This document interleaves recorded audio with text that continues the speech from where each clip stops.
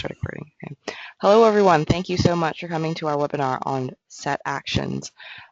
Today, your presenter is going to be Mark Reed. He is part of our TIL consulting group, specifically within the data school. I'll let Mark talk a little bit about his experience before we go on, but I was really impressed with Mark and how he really got stuck into one of the betas where it actually talked about the set actions feature. He had already written a blog post on it, and so when it came out, there was all this fervor at the conference. I have to admit, it was the first time I saw it. I thought it was an amazing feature, and lo and behold, already at TIL we had somebody who was doing all this stuff in the summer. So without further ado, I'm going to pass this on to Mark, who will talk us through set actions. Okay, give me a second to find you. Change to presenter.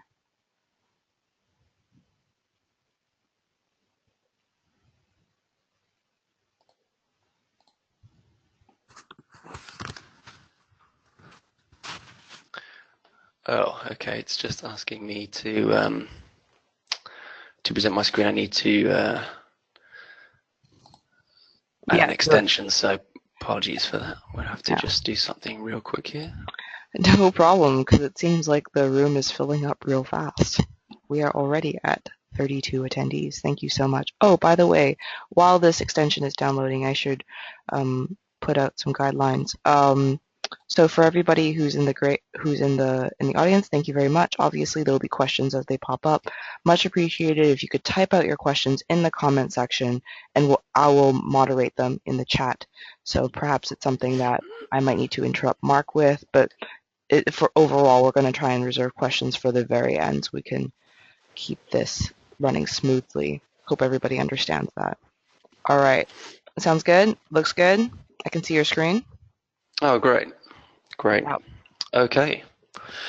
So let's get started. So good morning, everyone. Thanks for joining the session today. My name is Mark Reed, and what we're going to be looking at today is an introduction to set actions. So let me just talk a little bit about what we're going to do today. So first, we'll kick off with looking at some examples of set actions, which I think will be useful for people who have perhaps not seen them before. And then I will go on to talk a little bit about how set actions differ from the other actions that are available in Tableau already today. And then we'll go on to build out some of the examples that we're about to look at. And this is actually where we'll spend most of the time in the webinar today.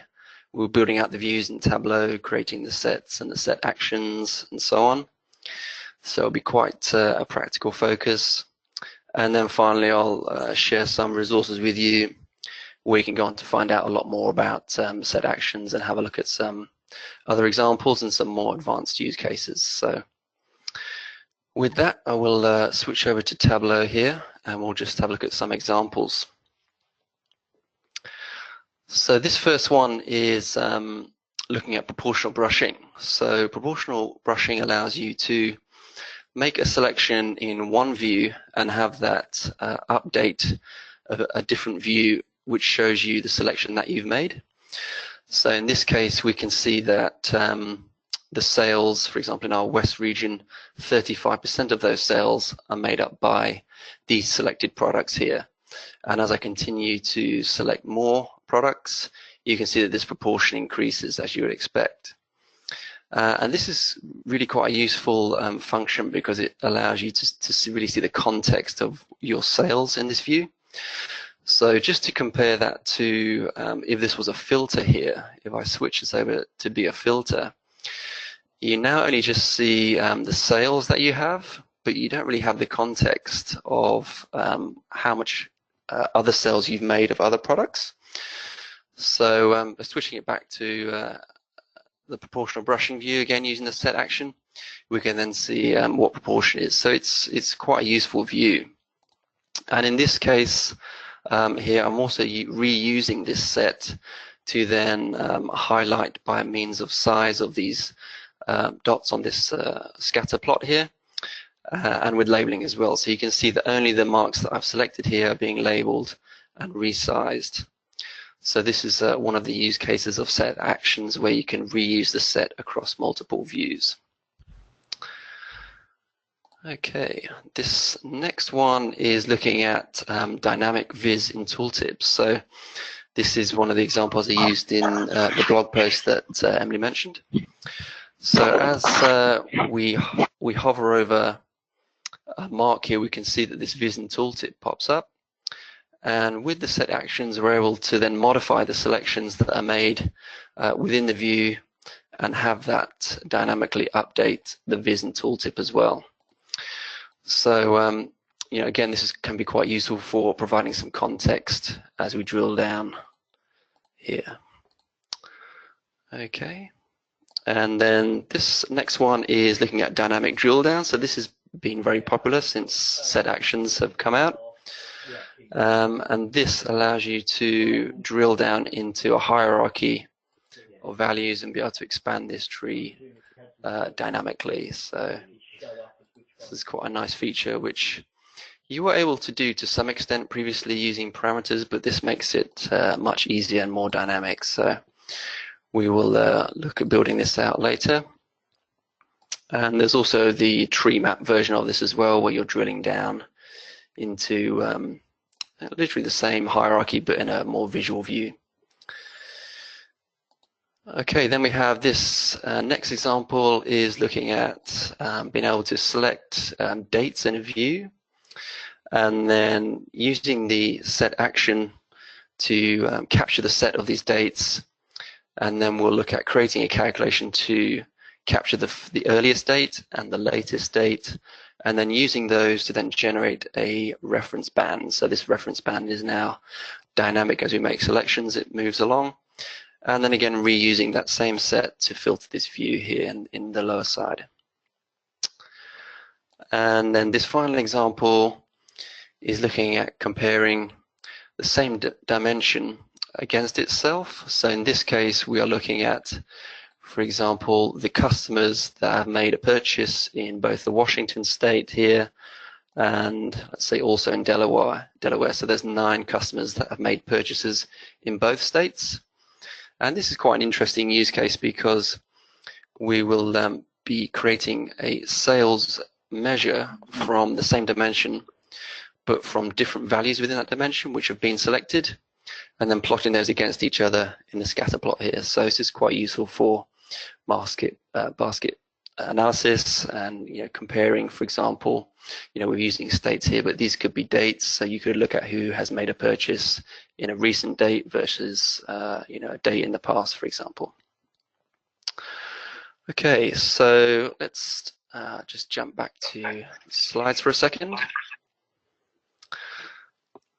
Okay, so just to give a bit of background about the different actions and how they compare. So the previous actions that were available before the release of 2018.3 included the filter action and the highlight action and the URL action, which I'm sure many of you have used. And these really have one primary purpose each. So the filter action to make a selection and filter in a different view, and the highlight action to make highlights in other views, and the URL action to either open a URL in a separate browser or within a web object within your dashboard. And there is some flexibility here. For example, you can combine a filter action with LODs and a dual access chart to create proportional brushing, but it's a bit more complex than it is using the set actions that we'll use today. You can also use, for example, URL actions to pass filters between views. So there is some flexibility here with these actions, but nothing like what we have with sets and set actions. So let's just have a look at what the kind of things that are possible with these new actions. So the fundamental concept, at least for me, I think, is with sets, is that you can reuse them in many different places. So as you interact now with the marks in your view, you can dynamically change the set, and you can do that across different views. And then with that set that's been updated, you can then use that directly in the view. You can use it to encode marks in the view on color, on size. You can use the set on a filter shelf to filter the view, and you can also use it within calculations to create other values which can also be reused. So they're really very flexible, and there's a lot of dynamic interaction between these. So as you update, change the view. This will change the view that you're looking at, and then you can make more selections and update the set again. So really quite a powerful feature. Okay, so with that, we will go back and start to build out some of these examples, and we'll see how they're made, how you create the sets and the set actions and so on. So this first one we'll build out is around the proportional brushing. So we're going to start off with having a category and subcategory in the view here, and we'll put sales on entire view and sort this, and then we can maybe color this by profit. Okay, and then we'll bring region to the view and sales, and make this entire view. So now we've got the main two views for the dashboard, and we can just bring those in here.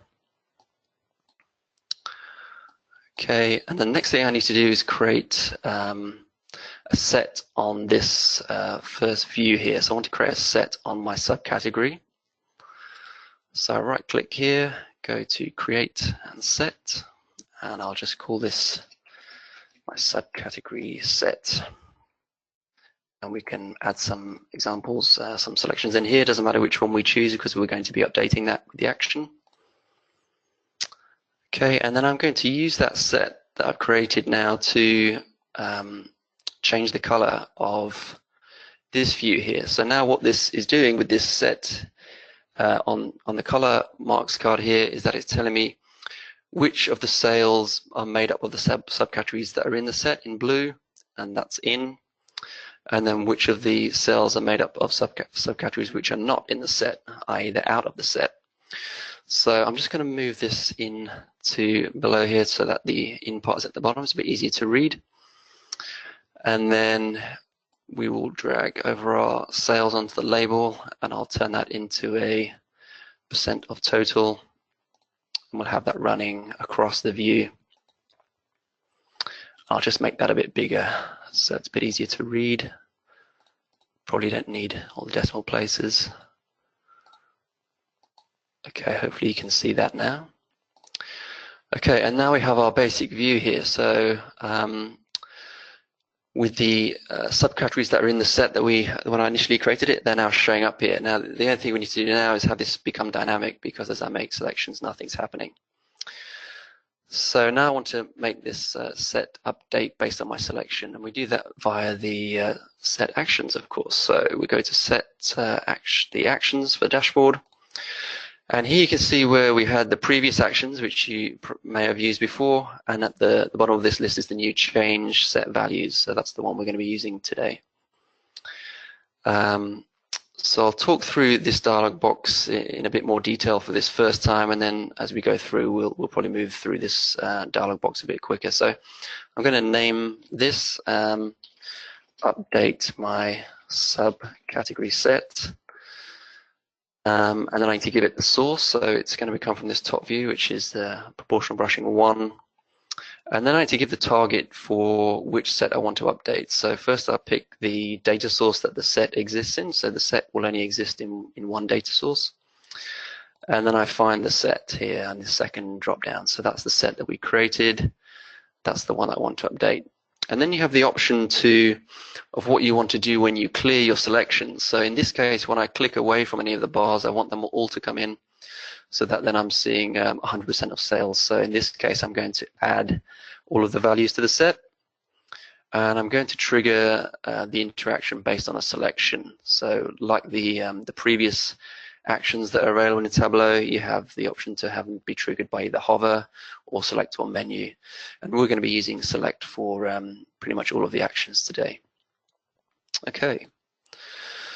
So now as we make selections here, we can see that the set is updating, the new values are going into the set, and that is changing the view down here. So we have now created this proportional brushing view. So that's great. And now what we can go ahead is we look in this this example that we created earlier, we have this scatter plot here as well. So we can just go ahead and create that real quick. And we're going to reuse the set here as well. I'm going to bring in the same dimension, so subcategory onto detail, make this a circle. and it's a little bit bigger. But what I'm actually going to do is put the set that I used. I'm going to put that onto size because I want the marks that I've selected to become bigger. So let me just make a selection here. I'll go back to the view. Now at the moment the default is to a little bit strangely, but it makes the selection that's in the set be smaller and the ones that are out larger. So I'm just going to double click here in the size legend and reverse that, and then I'll make the ones that are out a little bit bigger as well. Okay, I think that's okay. And then we could also put this the same set. I'm going to drag it to color as well. So now we can see that the ones are in are blue, the ones are out are gray. Okay, and then I can just drag that into my view as well. Get rid of this legend for now. And there we have it. So now as we make selections, we can see that these marks are being colored, and this is showing the proportional brushing view. There's one more thing we can do here as well, which is create a calculation to just label these selected marks as well. So let's do that. So I'm going to create this calculation, and I'll just make this a bit bigger. So this is the first time we're using a set and a calculation. So these calculations tend to follow quite a similar format. So I'm just going to call this, let's call this selection label. So basically what I want to do is, if the subcategory is in the set, then return the name of the subcategory. So I'm basically going to call this the, I'm going to put the subcategory set here. So if it's in my set, and the set actually acts as a Boolean, so it's either true or false. So if the subcategory is in the set, it's true, and if it's out, it's false. So this is saying if it's in, then true, then just give me the subcategory name. Otherwise, don't do anything. Or we can actually put just return a blank and then end. Okay, and then what I'm going to do now is drag this to the label shelf, and you can see this is only returning values where the subcategory is in the set, so it's only labeling those ones that are in the set, which is just what we want it to do. Let's make those a bit bigger, and I think we're pretty much done with this view now. So as we go down, we can make our selections, the scatter plots being labeled and highlighted and resized, and we have our proportional brushing. So that's the first example here. All right, let's move on to the next one, which is this dynamic viz in tooltips. Okay, so I'm just starting off with a map here with the cities in the view for Europe. And the first thing I'm going to do is just color these by a sales area, which is part of this hierarchy. So now we can see that we have this area in the north, and then the central and southern regions here. Okay, great. So that's the map view. Now I want to create the tree map, which we had, and I'll just go back to remind us what that looked like. So we're now going to create this tree map view here. So that's what we want to do. So I'm going to go to this sheet here, and I'm going to pick sales and my different geography dimensions, and just create this tree map using the show me menu. And then I'm going to bring profit onto the color card here. So this tree map now shows our sales, which are sized by the sum of sales and colored by profit. Okay. So next thing is to add this viz and tooltip to the view, which we can do from our tooltip. I'm just going to go down here and go to insert sheet and viz and tooltip tree map. And I'm just going to reorder these dimensions at the top here. I want these to be in the order of the hierarchy. So it's going to be sales area, and then country, state, and then city. Okay, I'm going to turn off these command buttons, but I'm going to leave on this allow selection by category, and this is what allows us to make a selection and change the selected marks in the view from within inside the tooltip. Okay, so now we're seeing the viz and tooltip, which is great, but if we it's not actually showing everything. It's actually directly filtering down to the mark that we're hovering over. And the reason it's doing that is because Tableau auto generates this set here. We haven't made this set. This has been auto generated by Tableau. So if I just delete this for a second and then roll back, you'll see if you watch this area here, as I roll over a mark here, you can see that this set is auto generated every time. So we need to stop this set being generated because we don't want to filter the view based on the mark that we're hovering over. We want to filter it by a set, which we're going to create shortly. So to stop this being generated, we go back into the tooltip and we just delete this part of the Vision tooltip code here, which is the filter section. So I'm just going to hit delete, that disappears, and then we can click OK. The other thing I'm going to do is just change this to on hover. That's going to make it a little bit easier to make our selections. Okay, so I can delete this again, and now you'll see that as I hover over, it's no longer creating that set here, which is good news. Okay, the next thing we need to do is create the set now. So going to hover over any of these marks here, right click, and I'm going to create a set here. I'm going to call this the city set. Okay, and then I need to have this update dynamically using a set action. So we're going to go to this time to the worksheet and actions. I'm going to add an action to change the set value, and we call this our city set update here. And the sheet selected, I'm going to go to the data source, find the set, and this time when I clear the selection, we want to have them all go into the set again, trigger by select. Okay.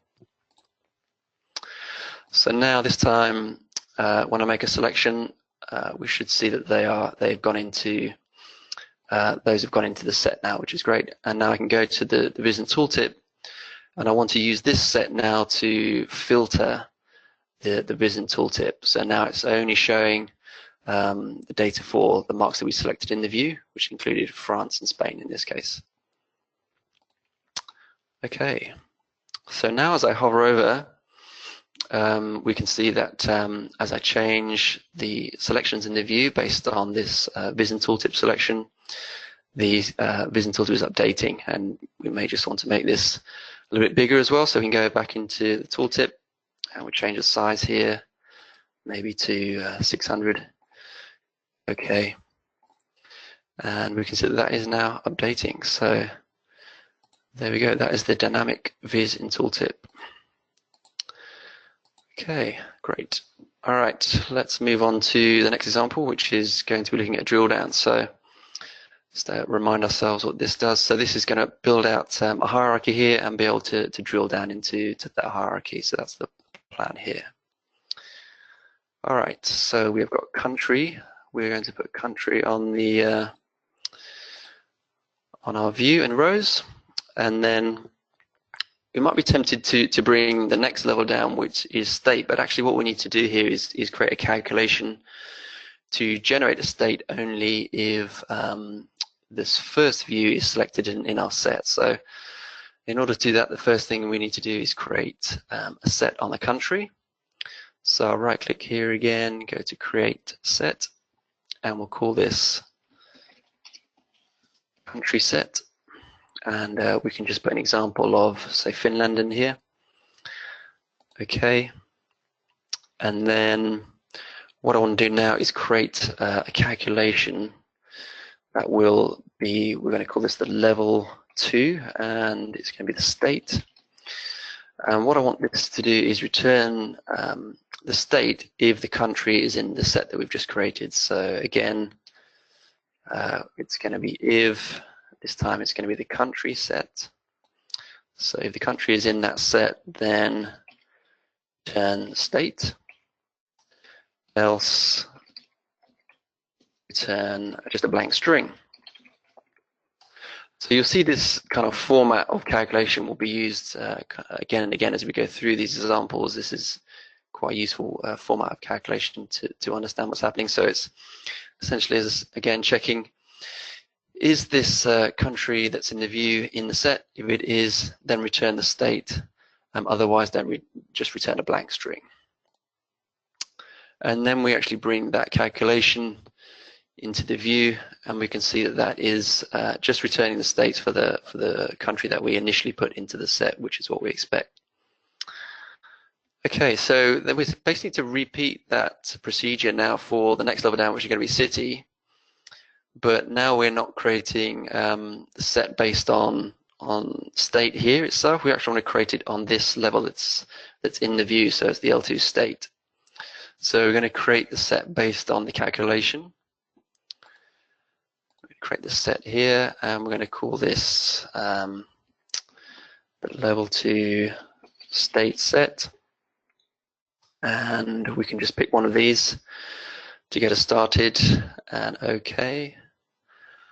And then I'll go ahead and create a very similar calculation. This is going to be for the level 3 now, the city. And so again, it's if this time it's in the level 2 state, then return the city, else a blank. Okay, and then we bring in this level 3 calculation into the view, and now it's showing that one city. So that is good news. So that's working. So nothing's changing at the moment because we haven't set up any set actions, so that's the next step. Okay, so now we'll go to worksheet actions, and we'll create the action to update the country. Okay, and it's going to be in this one. So we're going to pick the country set first, and again it's going to be we're going to remove all this time, so that we want it to remove so that when we clear the selection it doesn't go ahead and add everything and expand the whole hierarchy out. So that's the reason for that. Okay, that's the first one. And then we want to create another action, which is going to be the level 2 state update. Okay, and that's going to be from the same data source, and it's the level 2 state set that we're updating, and we'll remove all on select. Okay, so now as we move around here, now we can start to see these things are happening, things are opening up. And we're going to run into a problem though, because as we click the country now, we can see that it has actually gone and expanded the whole view. And the reason for that is if we open up the set for the level 2 state here, we can see that the blank value that we have included across all of the states is selected, since all of these are opening up, which is not so good. So to fix this, we need to edit this level 3, because really we only want the cities to show if both of these 2 levels above it are in their respective sets. So we're going to go and edit this level 3 calculation here, and I have this be basically add an extra condition here, such that if the country is in the country set, and also the level 2 state is in the level 2 state set, then show the city. So let's just apply that, and hopefully that is now working. So so now I think we've got the right behavior here. We can see as we navigate around now, things are expanding as we expect, and yeah, we have this working now, which is great. Okay, so that is the drill down. So the next thing we might want to do is have this be a tree map, and that is fairly easy to do. We can actually just duplicate this sheet here, and then simply go up to the show me card, and that's interesting. Oh, I need to put a measure on here, so let me just drag on sales, and we can actually just sort these as well. And then we think we can now actually create this tree map. So there we go. And one thing I just need to do is reorder these into their hierarchy. So like so. So we have the right order here. So country, state, city, and that will just make sure that these don't move around when I drill down. So as we move in here, the same actions are in place, the same calculations. So everything is working exactly the same way. It's just visualizing it in a different way. So that is the drill down tree map. Okay, very good. And just for reference, if you so desired, you could also come up here and turn this into a drill down bubble chart. So again, you may just need to reorder these to country, state, city, and there you go. There's your expanding bubble chart if you so desire to do so. All right, so let's look at the next example now, which is going to be creating this dynamic reference band. So we're going to create out this view. So let's switch back here. We're going to bring in our order date, and it's going to be continuous months. Okay, and then we're going to bring sales into the view. So that's our line chart here, and then I'm going to create a set based off of the months in the view here, and I call this the month set. Okay, and then I need to create a sort of heat map for the second chart, and that's going to be using order date again, but this time it's going to be discrete months on this view, and it's going to be the day of the week over here. So weekday, and then we'll put profit on color here and on labels. So I've got heat map, we'll just have that fill the view, and maybe we'll just center these labels and have these be a bit bigger as well so you can see them. Okay, and then we can start to build out this dashboard. So we've got the line chart and our heat map, and these labels are a little bit too big. Let's make these 12. Okay, so we've got the basic dashboard, we've created the sets. The next thing is to have the set update here. So I'm going to go to the dashboard, actions, and create the set action to update the month set this time.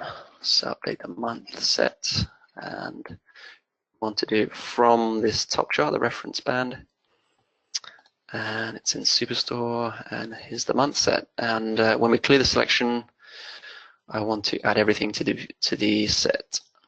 Okay.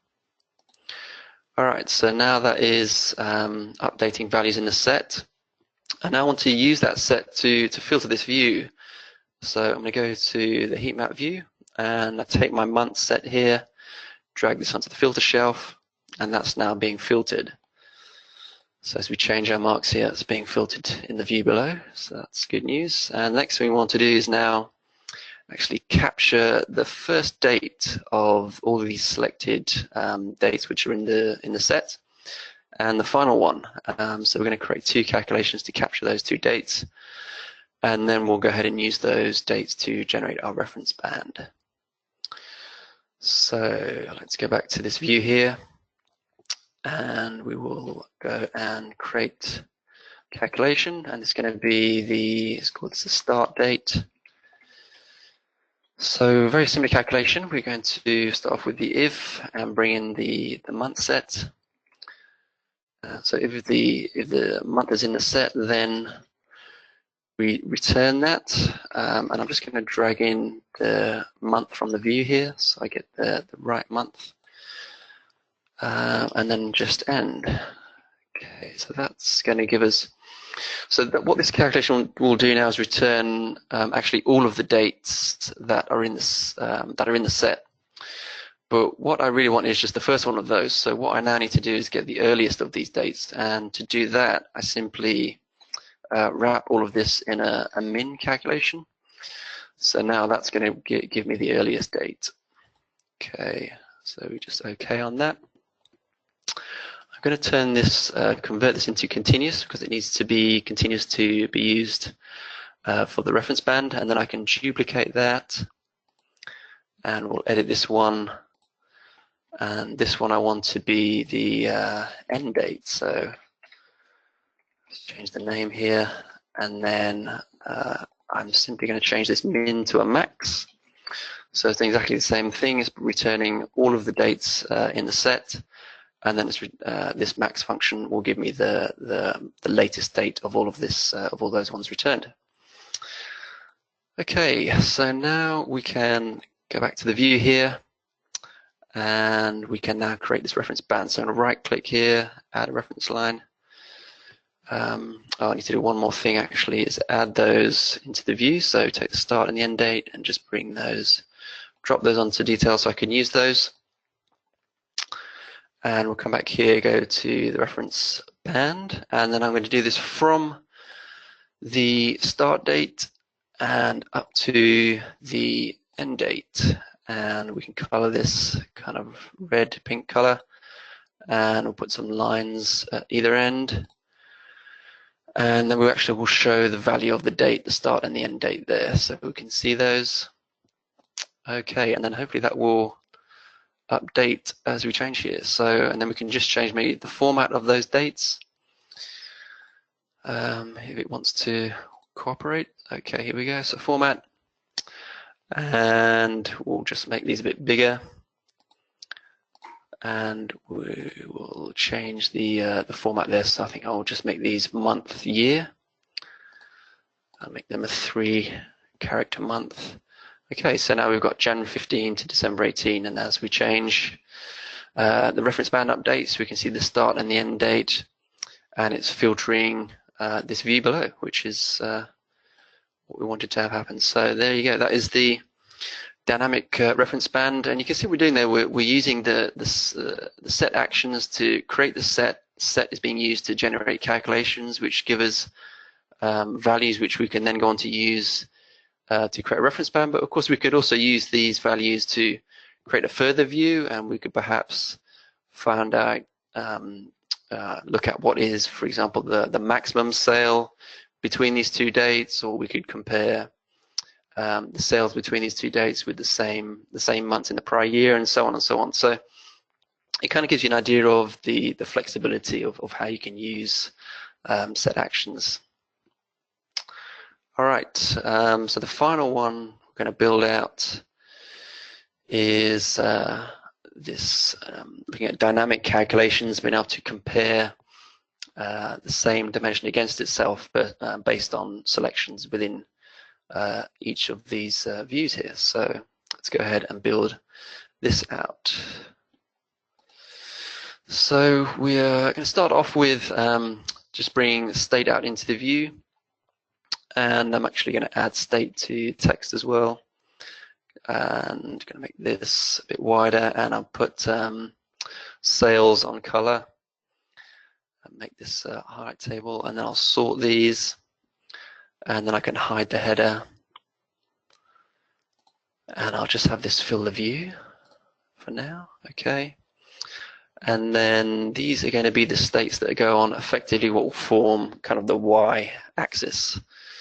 So I'm going to duplicate that, and then I can just rotate that around, and then just need to modify the label and bring them down to the bottom here, and this will form the kind of states that will show along effectively what will be the x-axis. Okay, and then I need to create some sets based off of this dimension. So it's the same dimension in both of these views here. So I'll create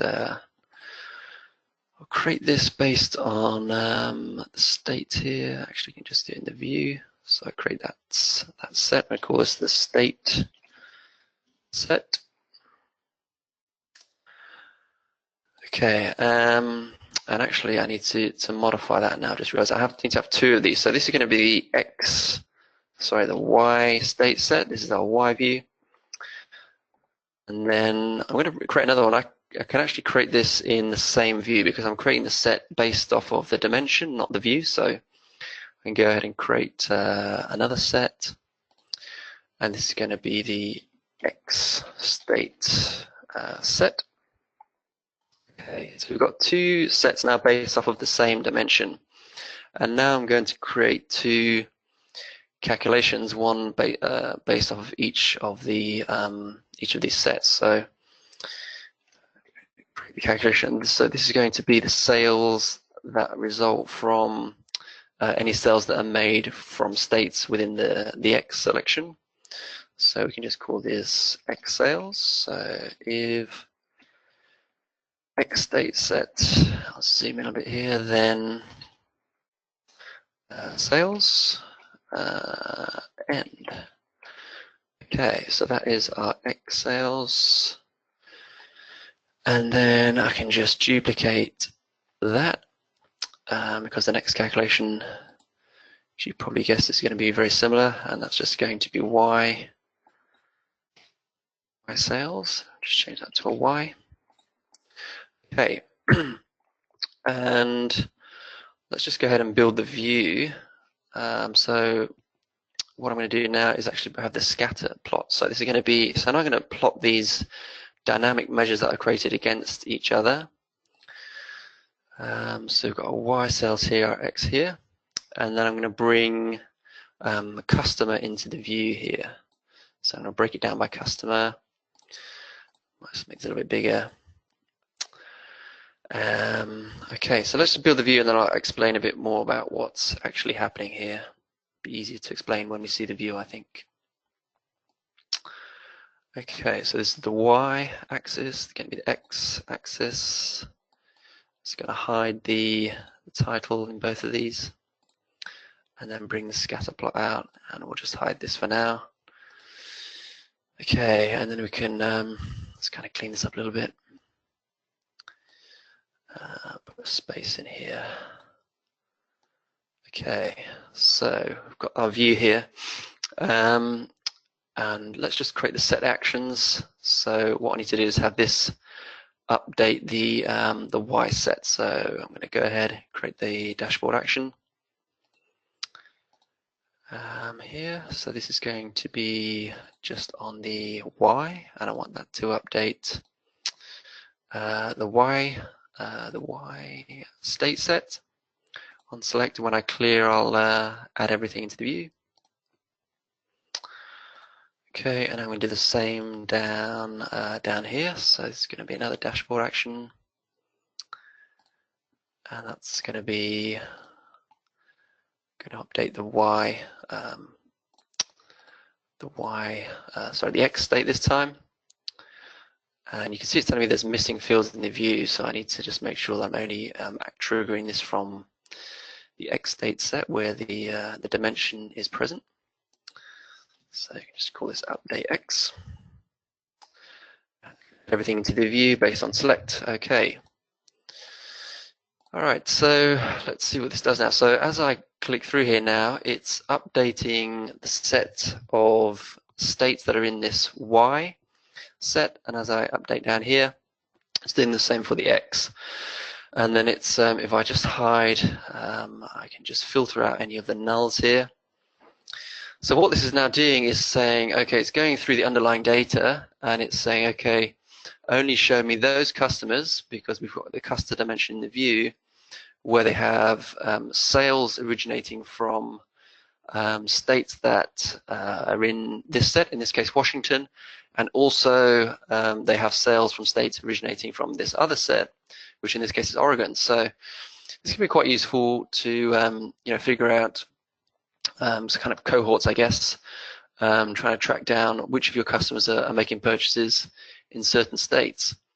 So in this case, the advantage of being able to use sets here and set actions is because we're dynamically making selections in the view, we can also make multiple selections. So you could say, okay, I want to find out those customers that have made a purchase in any of these states here, and also made a purchase in Idaho, for example.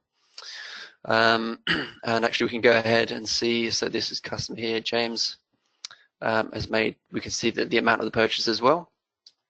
And we can go ahead and click on there and look at the underlying data. And if we look at the full data and expand that out, and we can see the states here, we sort by the states. We see all the ones that are selected at the top, and then also Idaho down here. And we can see that those will add up to the value that's showing in the view. So So yeah, so that is how that works. So it's the idea of being able to create dynamic measures from the same dimension and then being able to compare those measures against each other. And as I said earlier on, this in this case is using states, but this could be, for example, product groups. So you could compare those customers that have brought furniture goods versus those that have brought technology. Have they also brought technology goods? Or these could be time frames, so which customers have made purchases in 2018 and also purchases in an earlier year and so on. So again, it's quite flexible. Yeah, so that is that final example. So the next thing I wanted to do here, so we can just talk through again. We've looked at some examples of how we've used the sets in a variety of different situations, either in the view, encoding marks in the view, whether on color or size on the label shelf. We've also used them to filter the view. We've used the same set in calculations to generate measures. And all of these things will then update as we interact with the different various views. So hopefully that's given an idea of the range of things that you can do with set actions and the kind of new interactions that they open up to us. So the only final thing I have to share are some resources. So this first one is a website called Art of the Visible. And we'll just go and take a quick look at that. I have it open here. So this is really excellent resource for learning much more about set actions and a very wide range of applications and many more advanced examples. So and all of these were put together by Bethany Lyons, who works for Tableau, and the site was constructed by Craig Bloodworth here, who's one of the Tableau Zen Masters at the Information Lab in collaboration with Bethany Lyons. So it's a really useful site for each of these examples. You can click in here, and there's a video tutorial which will explain how this works, and there's a downloadable workbook which is live in the site here, and you can also interact with that. So it's a really great resource to learn much more about these set actions. And hopefully there'll be some future content added around level of detail as well, if we're lucky. So that's the first thing. And then there's a couple of videos from the Tableau conference which I wanted to call out as well. These first couple by Bethany Lyons also, and there's some overlap in the content here, but definitely worth watching those as well. And then there's a couple more videos which by Philippos, who also works at Tableau as a product manager, and this is not so much on set actions, although there are a couple of set action examples, but really focused on sets. But obviously set actions are based on sets, so having a good understanding and background knowledge of how they work is really useful. So definitely encourage you to check out these videos and learn much more about sets and set actions from those. So that is pretty much all of the content I wanted to share today. So happy to turn it over to anyone who has any questions. Yeah, if we want to open up the lines. Thanks, Mark. I think I'm looking at the comments, and I haven't actually had many questions, so I'll just fill it up with some of my own comments as people are thinking of them, and maybe if they want to enter them into the chat. Please don't mute your mics. There's 41 people in the group. It'll just turn into absolute chaos. Let's put some of our questions in the chat. I really enjoyed the part where you talked about the dynamic reference lines. I know that in Bethany's session, she kind of refers to that sort of technique as like a visual calculator, which I think is really useful as we're like providing guided analytics to our customers. So I thought that was really good that you demoed that. I also really liked the example where you go through the drill down and the tree map. I thought you explained it really well. And when I did that in the Workout Wednesday, it took forever and a lot longer than what you just did. Yeah, that's a tricky one to get your head around. So it's not very intuitive, I think. You really have to think that one through. Yeah, definitely. Okay. All right, sorry, I just saw one comment come through. Just give me a second here. Let's see. The first comment was, can you share the slides with me? Is this recorded? Yes, we can post the slides if Mark is okay with that. And this Yeah, is that's fine. recorded, so that's totally fine. We will be posting onto Combo, and we will do our best to try and post it onto the YouTube channel as well. We will also let you guys know on the meetup group when that has been done. Neil wanted to say that it was a great presentation, and he feels very inspired on how to use set actions in the future. That was, Excellent. yeah, really, really good. I think the session was really useful because you were quite, um, you know, uh, process oriented and how you were demoing how everything was created in some of Bethany's videos. She does do some of that, but also, of course, she's got so much content, as you could see on the website, that having somebody walk you through some of this was really helpful. So thank you for doing that. Okay, another question. Another question we've come in. Lily says, missed the webinar. Do not worry. Yes, things are recorded. Phil says, great session. Good to see more use cases. Yeah, I really enjoyed the Viz and Tooltip action. That was fabulous. Um, how do you think dashboard design is going to be affected by this feature? Great question. Hmm. Yeah, good question. I think the nice thing about these set actions, I think they can be used in so many different ways that I wouldn't focus into particularly use cases necessarily, but or verticals or product areas. It's really anywhere where you want to engage the consumer of the report even more and have them directly interacting with the view. So I think it will create much more interactive types of visualizations. I mean, the really nice thing, you'll notice that in all of these examples, there wasn't any that used any kind of quick filter actions or parameters. All of the selections and all of the dynamic interaction was made directly by interacting with the marks in the view. So it really keeps the consumer of the report, I think, more engaged with the data. So I think Yeah. that's the real plus point for how these set actions will be used. Yeah, I totally agree with that.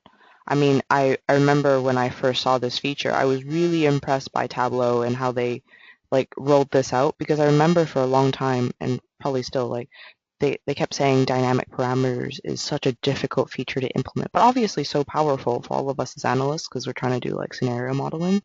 But suddenly here we have an opportunity to do that with without having to go back to menu items. We can still interact with our data.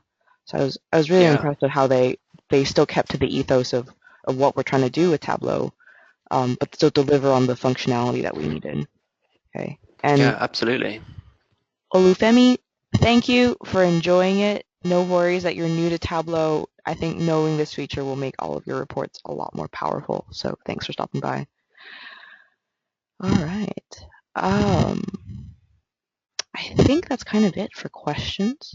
For those of you who are Great. on Center of Excellence, feel free to ping Mark Reed. I'm sure he will have an entire fan base now. Um, so maybe we should call it a day. Give everybody 7 minutes back. And for those of you who are interested, it takes a bit of time for this video to be processed, so look out for it maybe later on this afternoon. Great. And thanks everyone for joining. We appreciate you taking the time to tune in. And thanks again, and have a great day. All right. Thanks, Mark. Thanks, everyone. I'm going to end the meeting now. Have a good day. All right. Bye-bye.